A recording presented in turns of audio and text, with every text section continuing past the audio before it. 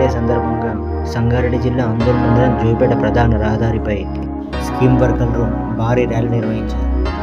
Scheme వర్కర్లపై కేంద్ర రాష్ట్ర ప్రభుత్వాలు మొండి వైఖరి వహిస్తున్నాయంటూ కాంట్రాక్ట్ అవుట్సోర్సింగ్ కార్మికులందరినీ పర్మనెంట్ చేయాలని డిమాండ్ చేస్తూ అందోల్ తహసీల్దార్ కార్యాలయం ముందు బైఠాయించి ధర్నా నిర్వహించారు. కార్మికులందరినీ ప్రభుత్వ ఉద్యోగులుగా గుర్తించి కనీస వేతనం అందించే విధంగా ప్రభుత్వం కార్మికుల పట్ల సహకరించాలంటూ సిఐటియు అందోల్ మండల కార్యదర్శి విద్యాసాగర్ డిమాండ్ చేస్తూ ఎంఆర్ఓ సుభాష్కు వినతి పత్రాన్ని అందజేశారు.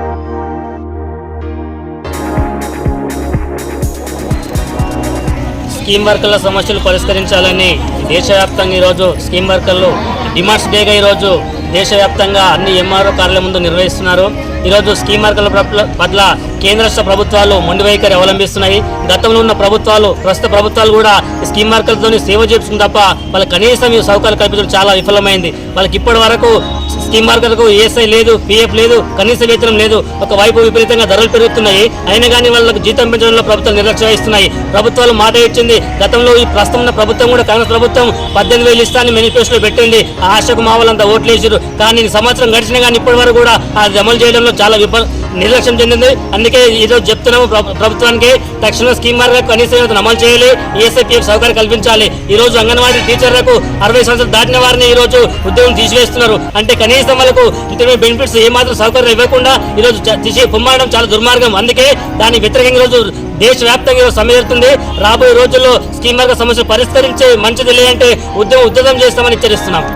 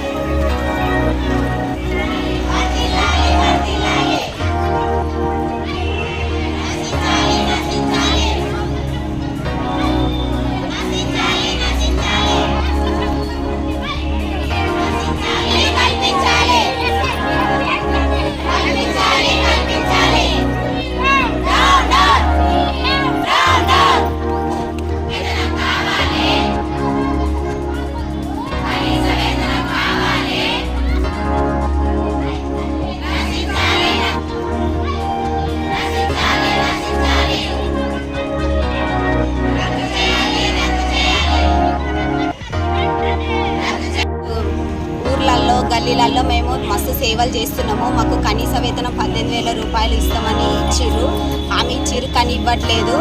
మాకు చాలామంది 18 సంవత్సరాల నుంచి ఆశా వర్కర్లుగా చేస్తున్నారు. ఇప్పుడు ఎగ్జామ్స్ పెట్టి రాసిన వాళ్ళని ఎంపిక చేస్తాము, రాయని వాళ్ళని తీసేస్తాం అంటున్నారు. అటువంటి అన్నీ రద్దు చేయాలి. మాకు ఇంకా కనీస వేతనం ఇప్పుడు 18,000 రూపాయలు ఇవ్వాలి. అది ఫిక్స్డ్గా ఇవ్వాలి, నెల ఫిక్స్డ్గా రావాలి. ఇంకా పై అధికారులు మా పైన చాలా ఒత్తిడి చేస్తున్నారు. స్ఫూటం అంటున్నారు, సర్వేలు అంటున్నారు. చిన్న పనికి తగ్గట్టు పారితోషికం లేదు, వేరే సర్వేలు చేయించుకుంటున్నారు, వాటికి అమౌంట్ అంటున్నారు, ఏవి కూడా ఇవ్వడం లేదు.